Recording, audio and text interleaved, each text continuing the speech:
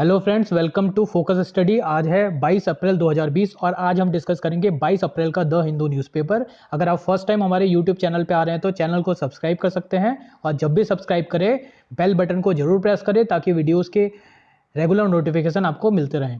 तो चलिए स्टार्ट करते हैं आज की पहली न्यूज़ से। आज की फर्स्ट न्यूज़ है ICMR ask states to stop using rapid test for next 2 days. ICMR ने स्टेट्स गवर्नमेंट से बोला है कि अगले 2 दिनों के लिए जो रैपिड टेस्ट किए जा रहे हैं टू आइडेंटिफाई कोविड-19 इन्फेक्टेड पर्सन, उसको 2 दिन के लिए रोका जाए। अब ऐसा क्यों बोला है ICMR ने?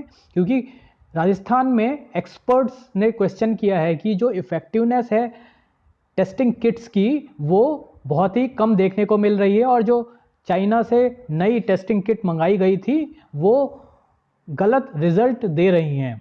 अब अभी टेस्टिंग के दौरान ये देखा गया एक्सपर्ट्स के द्वारा कि जो पॉजिटिव केसेस हैं उनको भी निगेटिव दिखाया जा रहा है इन न्यूली डिस्ट्रीब्यूटेड टेस्टिंग किट्स में। इसीलिए ICMR ने इस पर्टिकुलर टेस्ट की जो एक्सरसाइज की जा रही थी इसको होल्ड करने के लिए बोला है सभी स्टेट से।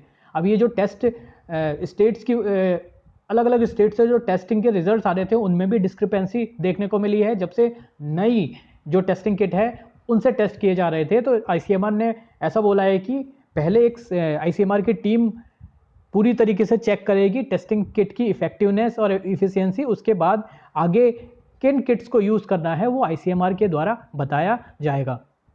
ICMR के द्वारा जो टेस्ट किए गए हैं ऑल ओवर इंडिया उनमें से 69% टेस्ट जो हैं वो असिम्प्टोमेटिक केसेस के हैं। असिम्प्टोमेटिक केस वो केसेस हैं जिनमें कोई पर्सन अगर कोविड-19 से इन्फेक्टेड है तो वो कोई विजिबल साइन नहीं दिखाता, उसमें विजिबली देखने से समझ में नहीं आता और जो इन्फेक्टेड पर्सन है उसको भी ये पता नहीं चलता कि उसे कोविड-19 है या वो कोविड-19 से इन्फेक्टेड है।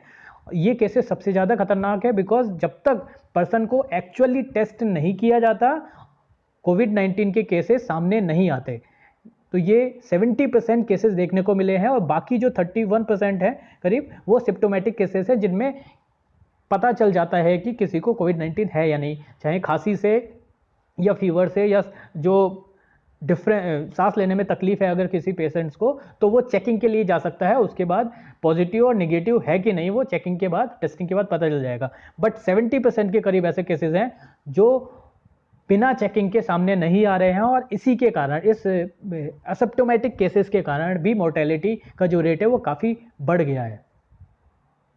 जो टोटल नंबर ऑफ केसेस है पिछले 24 घंटे में वो 1336 नए केसेस सामने आए हैं इंडिया में और इसके साथ ही जो टोटल काउंट हो गई है कोविड-19 के केसेस की वो है 18,985, जिसमें से 603 डेथ हो चुकी हैं और 3259 लोग रिकवर हो चुके हैं। अगर हम रीसेंट डेटा देखें कोविड-19 का, ये रीसेंट केसेस की संख्या देख सकते हैं आप। कोविड-19 के जो टोटल केसेस इंडिया में आज की डेट के हैं वो हैं 20,178, यानी 20,000 का जो आंकड़ा है कोविड-19 के केसेस ने इंडिया में पार कर लिया है। टोटल डेथ्स 645 हैं और टोटल रिकवरी जो हुई है, जितने लोग रिकवर किए हैं इस बीमारी से वो है 3976, 3,976, करीब 4,000 लोग रिकवर कर चुके हैं।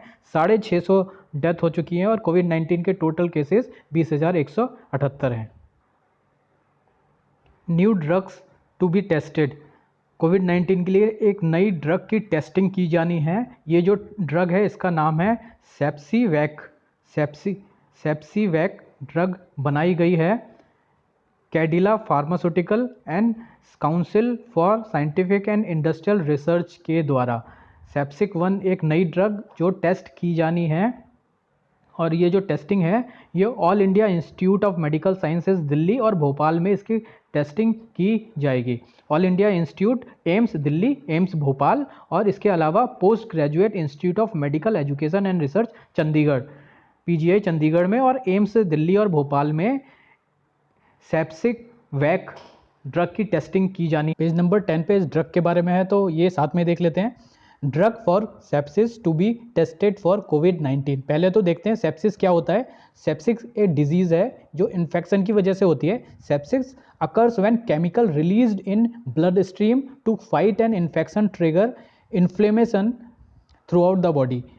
इन केस ऑफ एनी इन्फेक्शन कुछ केमिकल्स बॉडी से रिलीज होते हैं और उन केमिकल के रिलीज होने के कारण बॉडी में इन्फ्लेमेशन की जो कंडीशन बन जाती है, तो वो जो कंडीशन है वो सेप्सिस कहलाती है।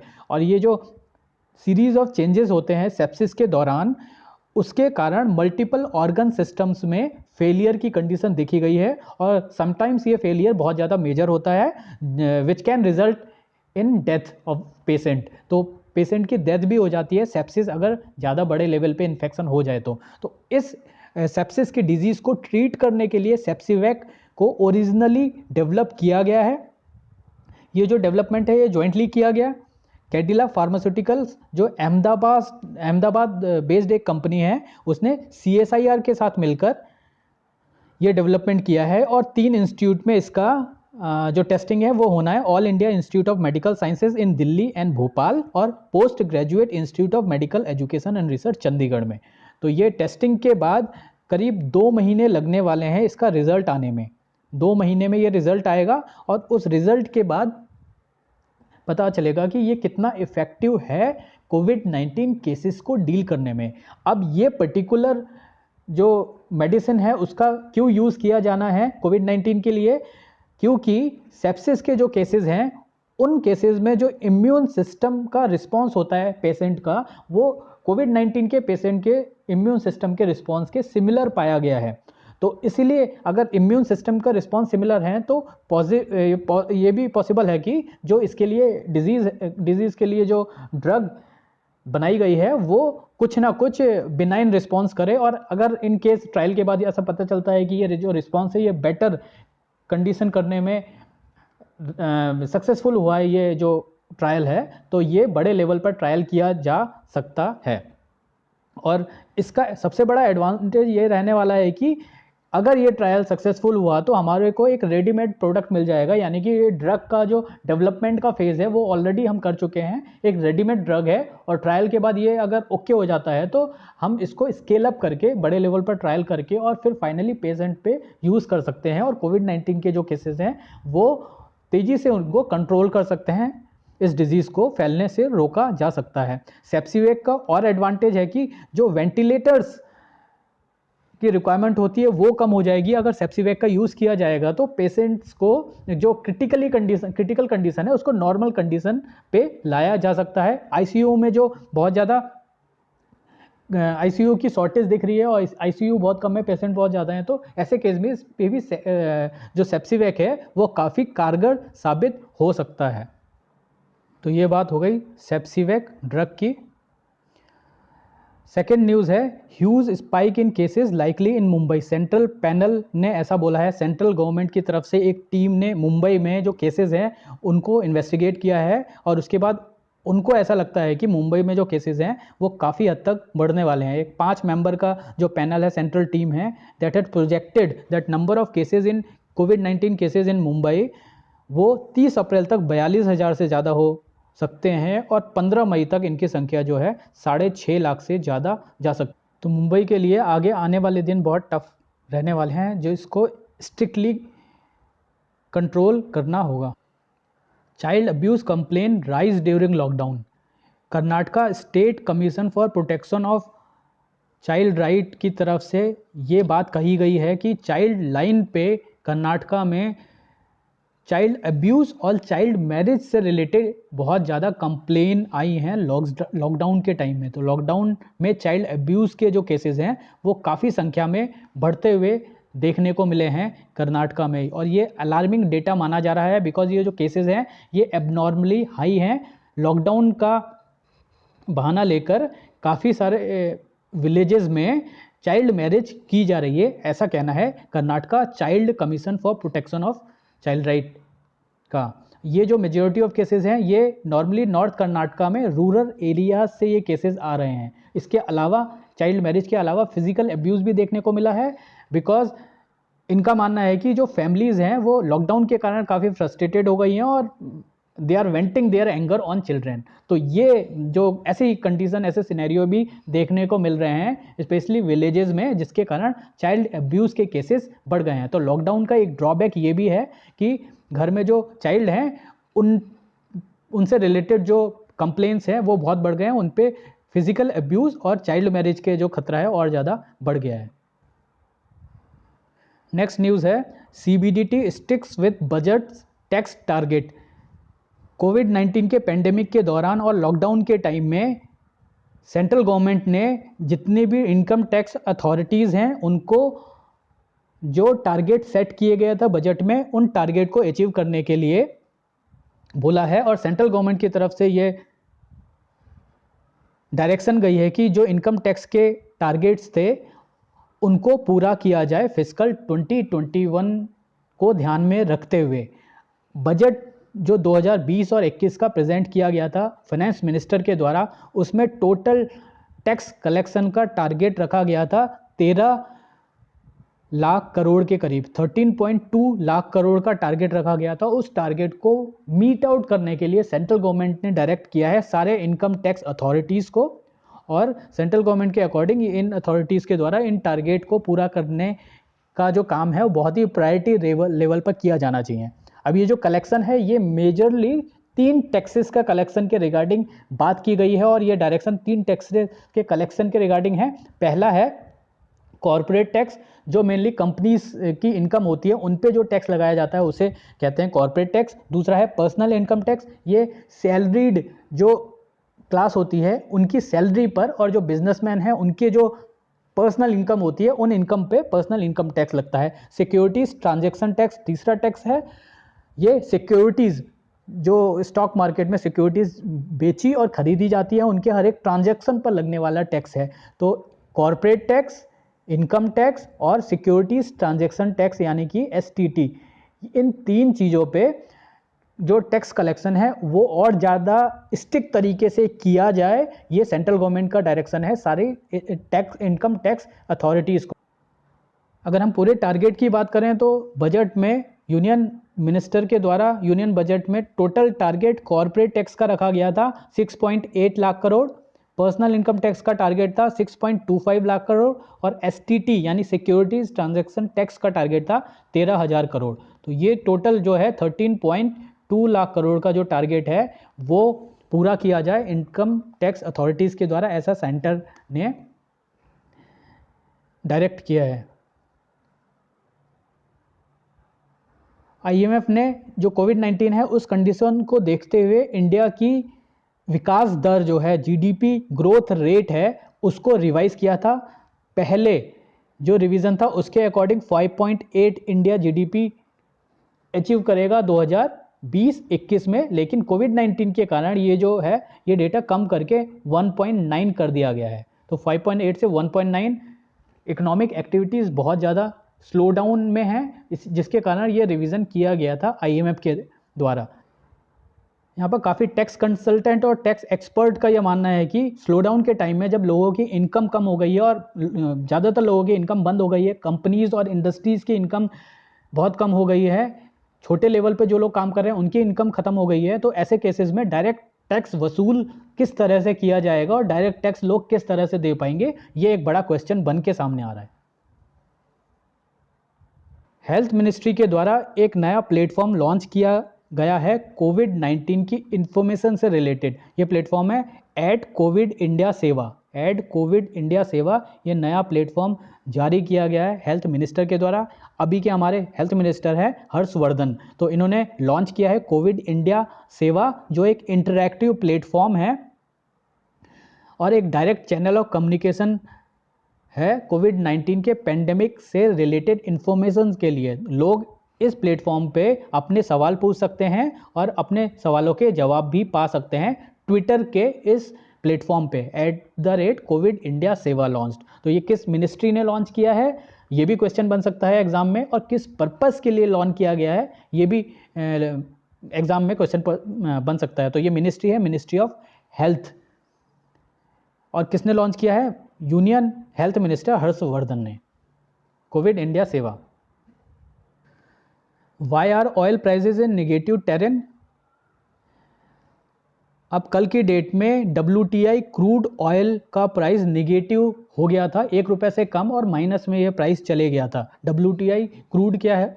WTI crude West Texas intermediate crude को बोलते हैं। ये एक अमेरिकन बेंचमार्क है क्रूड ऑयल का। तो ये अमेरिका में बेंचमार्क यूज़ किया जाता है WTI क्रूड, और मेनली ये अमेरिका में ही यूज़ किया जाता है। इसकी जो वैल्यू है, इसका जो रेट है वो 0 से भी कम हो गया था मंडे को, 0 से भी इसकी वैल्यू कम हो गई थी। Price of barrel of WTI fell to minus, और इसका माइनस में प्राइस कितना पहुंच गया था, इसका माइनस में प्राइस था $37.63, $37.63 माइनस में WTI क्रूड का प्राइस मंडे की डेट में पहुंच गया था। अब इसका मतलब क्या है, इसका मतलब अगर लिटरली हम देखें तो इसका मतलब है कि सेलर को, जो लोग बेच रहे हैं, वो बायर को मटेरियल के साथ, क्रूड ऑयल के साथ पैसे भी देंगे वो ऑयल खरीदने के लिए।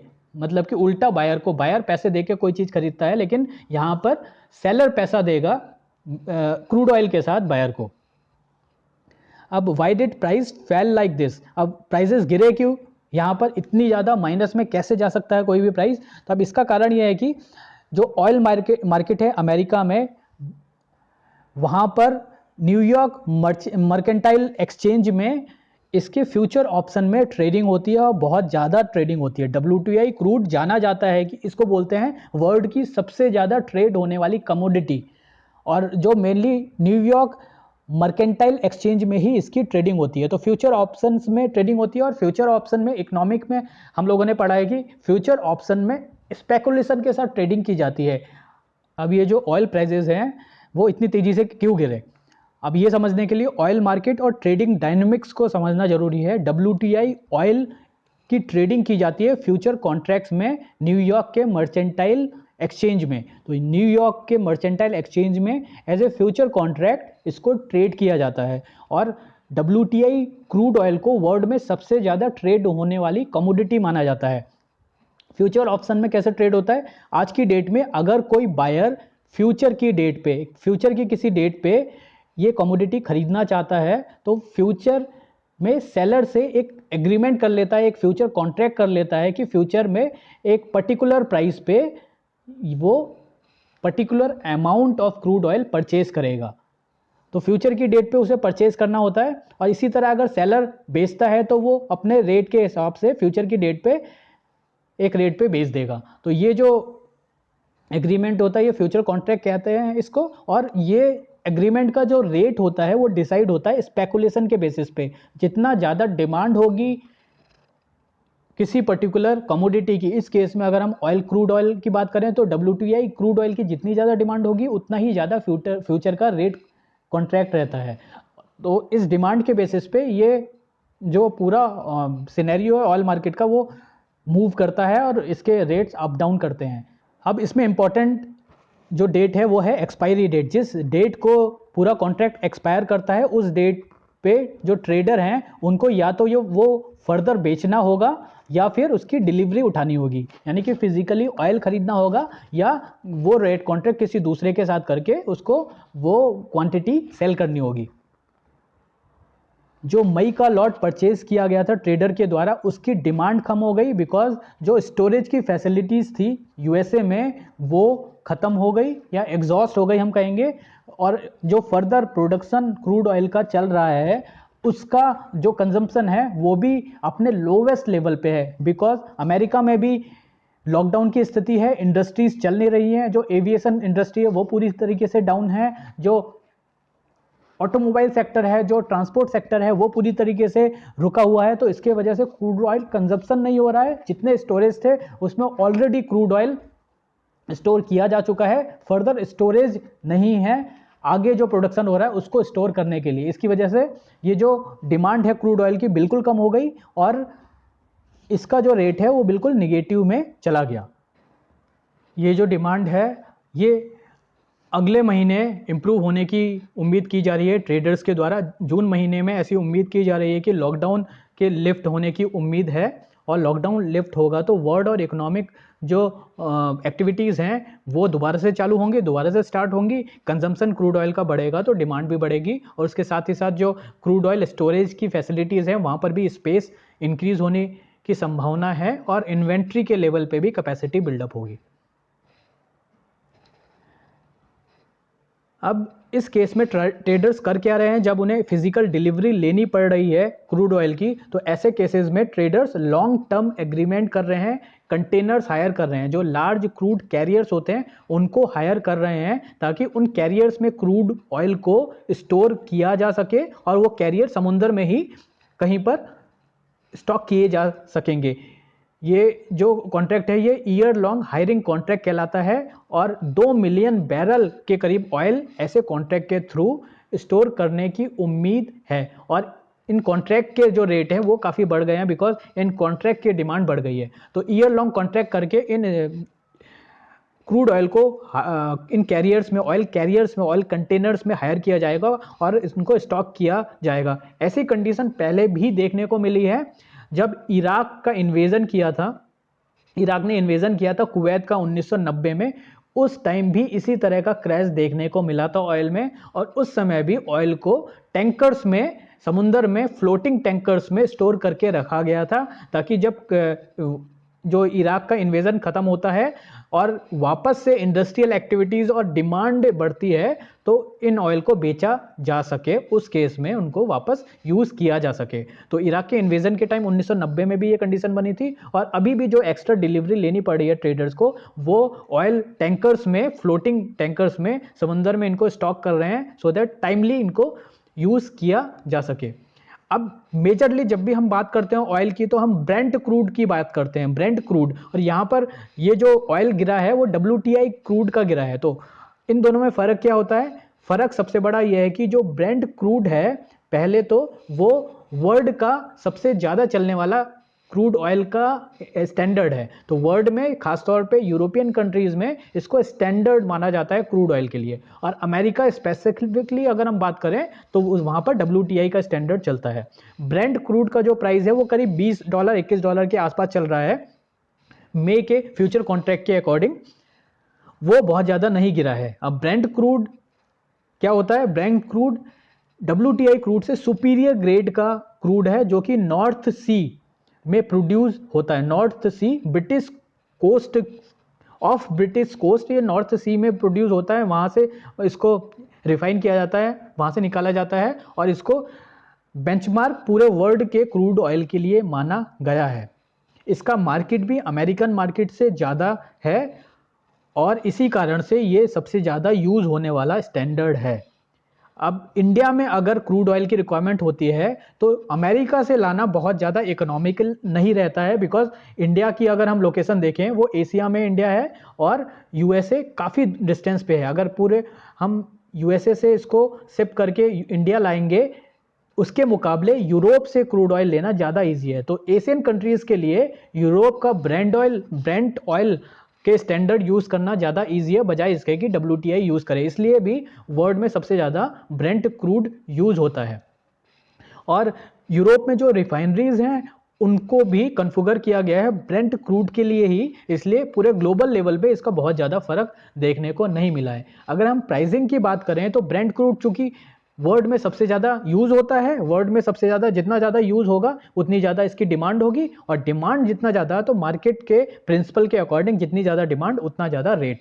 तो ब्रेंट क्रूड का जो रेट है, प्राइस है, वो WTI क्रूड से हमेशा ज़्यादा ही रहता है। और WTI क्रूड और ब्रेंट क्रूड को अगर हम देखें तो ये जो नेगेटिव प्राइजेस गए हैं ये ब्रेंट क्रूज में नेगेटिव प्राइजेस नहीं गए हैं। इसका सबसे बड़ा कारण ये है कि WTI के जो फ्यूचर कॉन्ट्रैक्ट्स होते हैं उसमें फिजिकल डिलीवरी लेनी पड़ती है, ट्रेडर्स को फिजिकल डिलीवरी लेनी पड़ती है। यानी कि अगर एक्सपायरी डेट आ गई और ट्रेडर ने वो फर्दर नहीं बेचे तो उनको फिजिकली वो कंटेनर लेने पड़ेंगे। लेकिन ब्रेंट क्रूड में ये जो प्रॉब्लम है वो नहीं है, उस पूरे फ्यूचर कॉन्ट्रैक्ट्स को कैश देकर क्लोज किया जा सकता है। यानी कि फ्यूचर कॉन्ट्रैक्ट्स जो न्यूयॉर्क के मर्चेंटाइल एक्सचेंज में WTI क्रूड के लिए होते हैं और जो ब्रेंट क्रूड के लिए होते हैं, जो बाकी स्टॉक एक्सचेंज में या लंदन के स्टॉक एक्सचेंज में जो ब्रेंट क्रूड के लिए होते हैं, उनमें सबसे बड़ा मेजर डिफरेंस ये है कि WTI कैश से सेटल नहीं होता, WTI फ्यूचर, लेकिन जो ब्रेंट क्रूड है वो कैश से सेटल किया जा सकता है। और इसका फर्क ये पड़ता है कि अगर फिजिकली डिलीवरी नहीं लेनी पड़ रही है तो रेट, जो डिमांड है वो बहुत ज़्यादा नीचे नहीं जाती। ये फ्यूचर ऑप्शंस इकोनॉमिक्स में पढ़ेंगे हम लोग, और जिन लोगों ने पढ़ रखा होगा वो आसानी से समझ सकते हैं कि फ्यूचर ऑप्शन किस तरह से काम करता है, फ्यूचर डेट में, इस एक्सपायरी डेट में किस तरह से ये काम करता है। तो इसका नॉर्मल ये है कि केवल डिफरेंस एक ही है, WTI क्रूड में फिजिकल डिलीवरी लेनी पड़ती है और ब्रेंट क्रूड में जो फ्यूचर कॉन्ट्रैक्ट्स होते हैं उसमें फिजिकल डिलीवरी नहीं लेनी पड़ती और कैश में सेटलमेंट किया जा सकता है, जिसकी वजह से जो डिमांड है बहुत ज़्यादा नीचे नहीं जाती। ये पॉजिटिव पॉइंट भी कहा जा सकता है ब्रेंट क्रूड का। इंडिया की अगर हम बात करें तो इंडिया को क्या बेनिफिट होने वाला है, क्रूड ऑयल जब भी डाउन चलता है तो हमारी कंट्री को बहुत बड़ा फायदा होता है, बिकॉज करीब 80% का जो क्रूड ऑयल है वो हम लोग बाहर से परचेज करते हैं, और ये परचेज जो हम करते हैं, जो पैसा देते हैं वो डॉलर में पैसा देते हैं। तो डॉलर में पैसा देते हैं और डॉलर के रेट इस केस में आज की कंडीशन में बहुत ज़्यादा हाई है, करीब 76 रुपीज़ पर डॉलर पहुंच गया है, जिसकी वजह से इंडिया का जो रिजर्व है, करंट अकाउंट का जो डेफिसिट है वो काफ़ी ज़्यादा बढ़ जाता है। लेकिन अगर क्रूड ऑयल का प्राइस कम हो जाए तो डॉलर और रुपी का रेशियो बहुत हाई होने के बावजूद इंडिया का जो करंट अकाउंट का डेफिसिट है वो काफ़ी कम हो जाता है। क्रूड ऑयल का रेट डाउन होना इंडिया के लिए बहुत बेनिफिट है। ऐसे केस में इंडिया अपना जो रिजर्व है वो बढ़ा सकता है। इंडिया में रिजर्व बनाए गए हैं क्रूड ऑयल के, और ये रिजर्व कहाँ है, इंडिया क्वाइटली बिल्डअप कर रहा है अपने strategic oil reserve.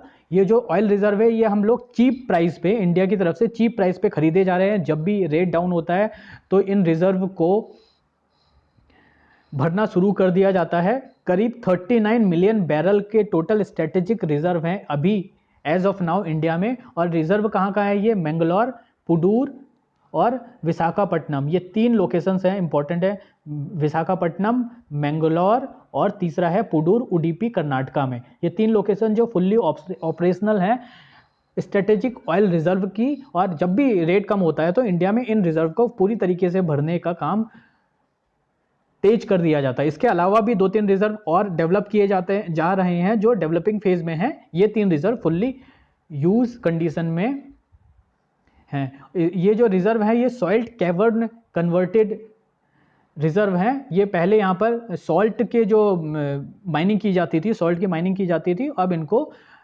Crude oil को स्टोर करने के लिए यूज़ किया जा रहा है। तो ये पूरी बात कर लिया हमने क्रूड ऑयल, WTI, ब्रेंट और इंडिया के पर्सपेक्टिव में। अब वर्ल्ड पेज देख लेते हैं। China seeks to ease travel curbs to stabilise economy. China ने साउथ कोरिया से एक एग्रीमेंट किया है जिससे कि जो बिजनेस मैन हैं चाइना और साउथ कोरिया के वो आपस में मिलजुल सकें, और जो फॉरेनर्स पे बैन लगाया गया था चाइना के द्वारा उसको धीरे धीरे करके कम किया जा रहा है, ताकि चाइना की जो इकॉनमी है वो बढ़ सके, वो स्टेबलाइज हो सके।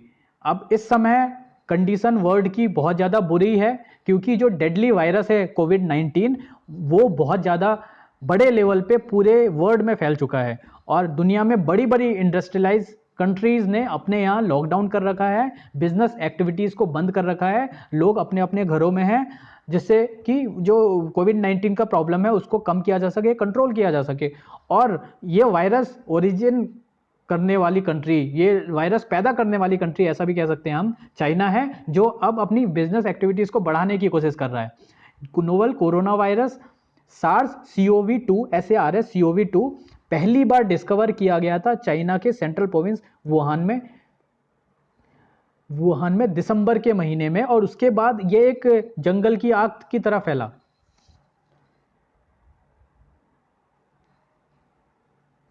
उसके बाद ये वाइल्ड फायर की तरह फैला, और अभी तक वर्ल्ड में करीब 1,67,000 लोगों की जान ले चुका है। ये 190 कंट्रीज में इसको देखा गया इस वायरस को। तो पूरी तरीके से पूरी दुनिया में ये फैल गया है, और पूरी दुनिया को डिस्टर्ब करने के बाद चाइना अभी नॉर्मल कंडीशन में आने के रास्ते पे है। तो चाइना का कहना है कि साउथ कोरिया से एक एग्रीमेंट उन्होंने कंक्लूड किया है, और इसके साथ ही सिंगापुर से भी एग्रीमेंट किया जा रहा है चाइना के द्वारा।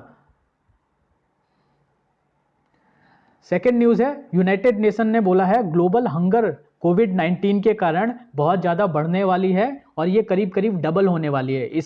इसका कारण ये है कि जो लोग अफेक्टेड है, जो लोग कमा नहीं पा रहे हैं, उनका हंग्री होने की जो प्रोबेबिलिटी है, जो पॉसिबिलिटी है वो कई गुना बढ़ गई है। Number of people facing acute food insecurity could nearly double this year to 265 million people due to economic fall out of कोविड-19। ऐसा कहना है यूनाइटेड नेशन की एक विंग का जिसका नाम है world food programme.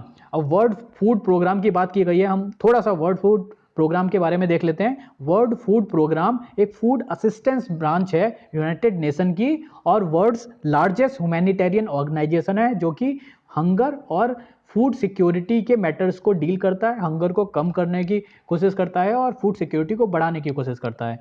World food organisation के द्वारा इस फूड से रिलेटेड, फूड सिक्योरिटी से रिलेटेड काम किए जाते हैं। इसका हेडक्वार्टर है रोम इटली में और 80 देशों में करीब इसके ऑफिसेज हैं, इसकी ब्रांचेज हैं। और ये काम करता है उन लोगों के लिए जो लोग फूड प्रोड्यूस या तो नहीं कर पाते हैं या फूड उन तक पहुंच नहीं पाता है, तो ऐसे लोगों को हेल्प करने के लिए वर्ल्ड फूड प्रोग्राम काम करता है। ये यूनाइटेड नेशन डेवलपमेंट ग्रुप का मेंबर है और इसकी एग्जीक्यूटिव कमेटी का भी पार्ट है। इसकी स्थापना की गई थी 1961 में। वर्ल्ड फूड प्रोग्राम 1961 में स्टार्ट हुआ था। ये एक इंटर गवर्नमेंटल ऑर्गेनाइजेशन है जो रेगुलेशन का और एडवाइस का भी काम करती है। हेडक्वार्टर रोम इटली में हो गया और इसके जो अभी हेड हैं वो हैं डेविड बेस्ले और पेरेंट ऑर्गेनाइजेशन इसका यूनाइटेड नेशन जनरल असेंबली। अब बिजनेस पेज पे न्यूज़ है TLTRO के बारे में। Regulator sweetens TLTRO deal for bank lending for NBFC। TLTRO deal क्या है? TLTRO targeted long term repo operation है जो हमने कुछ दिन पहले पढ़ा था। रिजर्व बैंक ने ये एक नया मैकेनिज्म शुरू किए।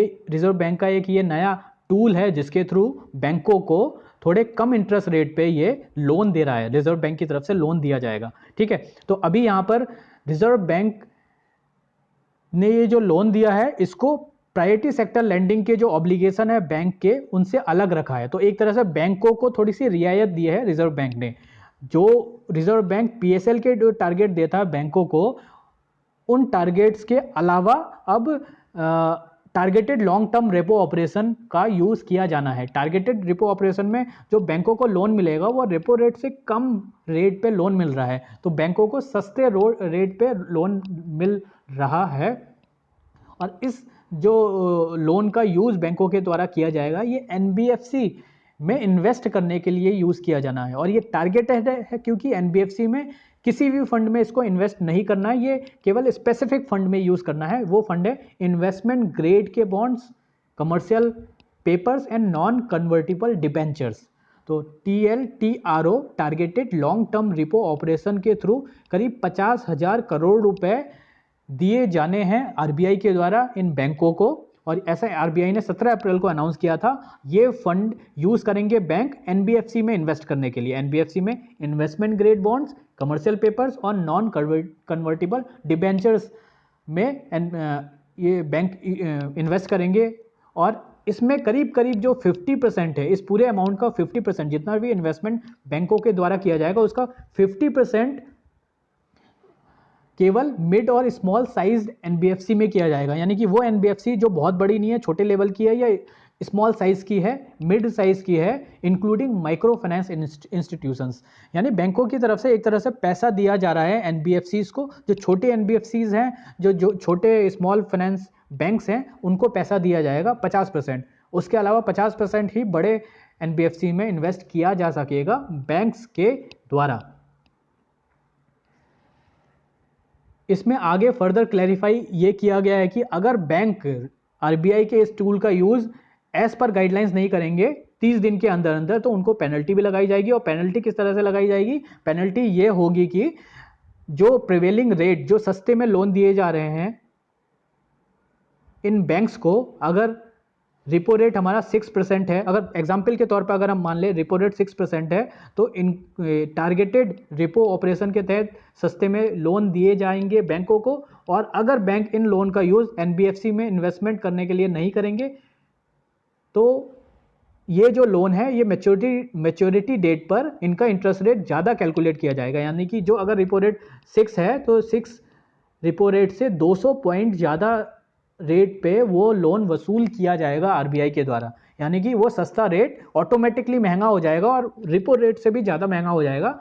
रिपो रेट नॉर्मल रेट है जिससे आरबीआई लोन देता है बैंकों को, और उस नॉर्मल रेट से भी ये ज़्यादा होने वाला है, यानी कि बैंकों पे इंटरेस्ट बर्डन आ जाएगा अगर बैंक एनबीएफसीज में as per guidelines of RBI invest नहीं करेंगे, तो इंक्रीमेंटल इंटरेस्ट बैंकों को पे करना पड़ेगा मैच्योरिटी डेट पे। इसीलिए ये जो है एक ऑब्लिगेशन बैंकों पे बन गई है। पहला जो इसमें लॉट है 50,000 करोड़ में से 25,000 करोड़ 23 अप्रैल को आरबीआई के द्वारा दिए जाने हैं। तो ये टीएलटीआरओ बहुत न्यूज़ में है, ये इंपॉर्टेंट है, ये एग्जाम में इससे रिलेटेड क्वेश्चन पूछा जा सकता है।